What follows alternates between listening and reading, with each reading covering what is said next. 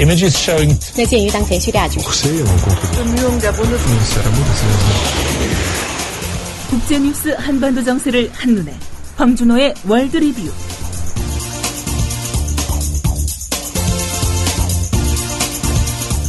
네, 지구촌과 한반도 정세에 관한 뉴스들 알아보겠습니다. 밤사이 어떤 뉴스들 들어와 있는지 국제뉴스 전문 캐스터 황준호 기자 연결해서 알아보겠습니다. 황준호 기자 안녕하세요. 예, 안녕하십니까? 네.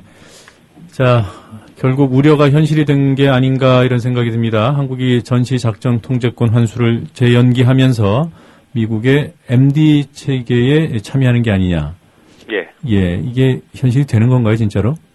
김관진 국방장관이 그저께 국정감사장에서 한국형 미사일 방어 구축을 위해서 다층 방어를 위한 수단도 검토하겠다. 이런 말을 했었습니다. 원래 우리 정부가 추진하는 그 한국형 미사일 방어는 상공 40km 밑에 하층 방어만 하는 건데 국방장관이 하층이 아니라 다층 방어, 그러니까 여러 층의 방어라는 표현을 쓰면서 이게 40km보다 높은 상공의 방어도 생각하고 있다라는 뜻을 밝혔습니다. 김관진 장관의 말이 있고 나서 조선일보가 어제 아침 신문에서 미국 MD 체제의 핵심인 SM-3 미사일 도입을 검토하고 있다. 이런 기사를 썼는데요. 김민석 국방부 대변인이 어제 일단은 조선일보의 보도는 부인했는데 그렇지 않다고 부인했는데 대신에 40km에서 150km의 요격 고도를 가지고 있는 사드라는 장비를 구매하는 걸 검토하고 있다. 이런 기사가 국방부 발로 여러 언론에서 나왔습니다. 이 사드는 아까 말씀하신 하층 방어 장비는 아닌 거죠? 예, 상공 40km는 대개 하층 방어라고 하고 그 위는 중고도 또 그보다 높은 곳은 고고도 요격 체계 이렇게 분류하고 있는데 사드는 중간 고도 요격 체계에 들어갑니다. 그런데 어제 김민석 국방부 대변인이 100km까지는 하층 방어라고 한다라는 말을 했는데요. 원래 하층은 40이라는데 100km까지 늘린 겁니다.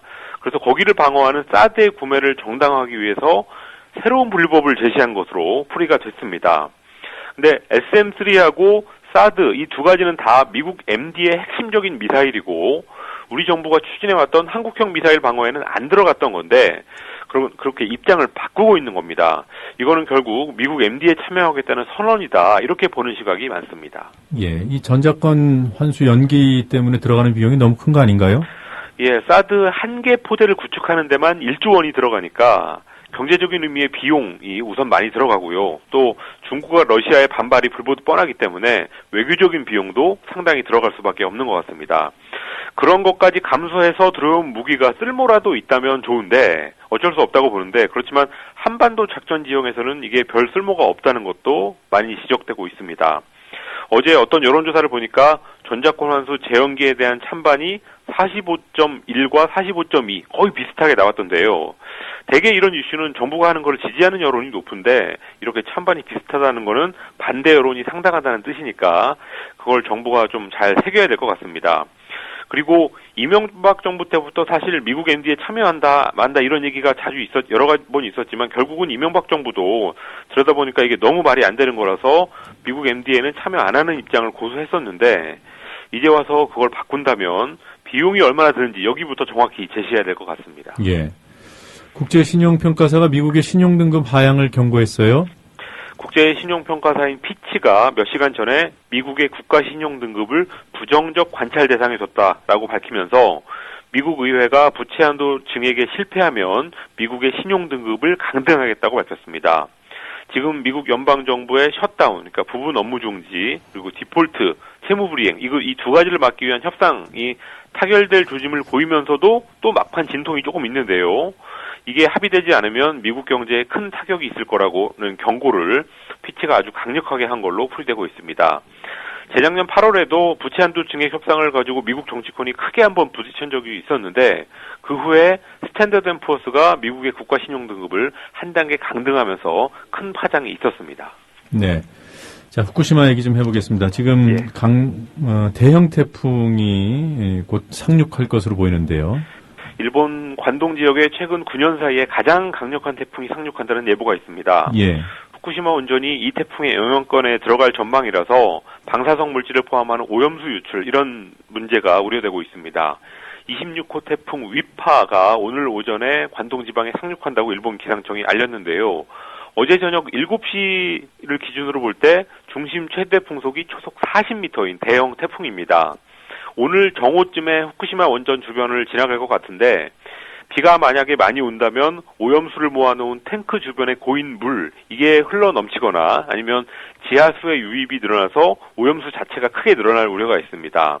그리고 강풍 때문에 원전 시설이 파손될 우려도 있는데요. 특히 원전 앞바다에 설치된 수중 차단막 이게 부서지면 문제가 심각해집니다. 실제로 지난달 16일에 18호 태풍 마니가 지나갔을 때 오염수 탱크 둘레에 보에서 물이 넘쳤던 적이 있었습니다. 네. 그 일본이 대응을 잘 해야 될 텐데요. 도쿄전력은 집중호우에 대비해서 임시 탱크를 만들어 놓는 등등의 방식으로 오염수 유출을 최소화하겠다라고 어제 밝혔는데요. 근데 그동안 도쿄전력이 해왔던 것을 보면 과연 이 사람들이 잘할 수 있을지 의문이 제기되고 있습니다. 또 보에 고인 물의 방사성 물질이 일정 기준을 충족하면 배출하겠다. 그러니까 어떤 기준 이하의 방사능이 나오면 그냥 내보내겠다라는 계획도 내놨는데 이 기준이라는 것도 얼마나 지킬지 우려되고 있습니다. 네. 자, 일본 총리하고 부총리가 어제 또 부적절한 발언을 했습니까? 아베 총리가 어제 국회에서 연설을 했는데요. 자기는 매일 후쿠시마산 쌀로 만든 밥을 지어 먹고 있다라고 하면서 오염수 문제에 대해서는 식품과 물에 미치는 영향은 기준치를 크게 밑돌고 있다라고 주장했습니다. 지난달 IOC 국제올림픽위원회 총회 때 후쿠시마 상황이 완전히 통제되고 있다라는 말을 했다가 그 후에 바로 그렇지 않다는 증거가 속속 나와서 비판을 많이 받았었는데 어제 발언을 보면은 여전히 문제가 없다는 입장이었습니다. 또 아베 총리는 평화헌법을 개정하겠다는 의지도 또 다시 한번 밝히면서 강한 일본 건설 이런 것을 여러 차례 강조했습니다. 그리고 이인자 아소 부총리의 발언도 문제가 됐는데요.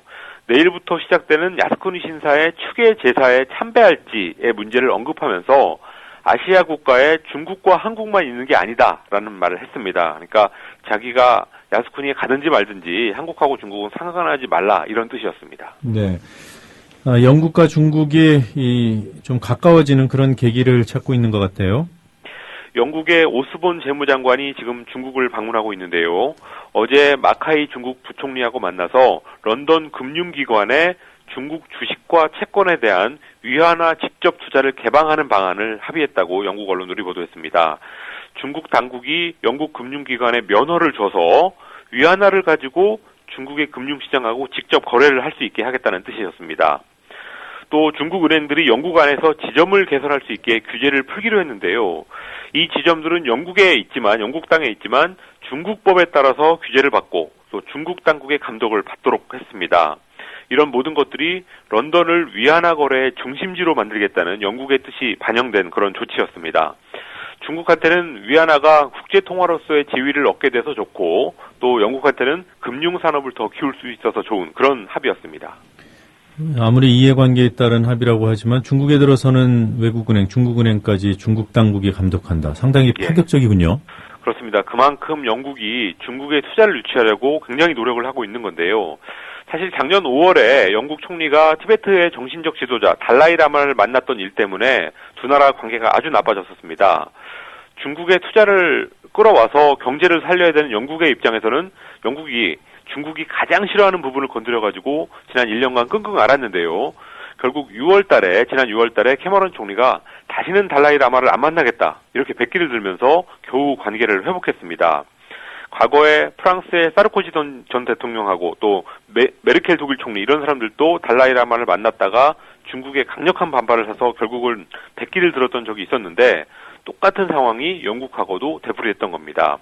그런 우여곡절이 있다 보니까 영국이 이번에 더더욱 파격적인 조치까지 이렇게 허용하게 됐는데 국제사회에서 차이나 파워를 다시 한번 확인시켜주는 계기였습니다. 네. 자, 오늘 여기까지 듣도록 하겠습니다. 다양한 소식 잘 들었습니다. 감사합니다.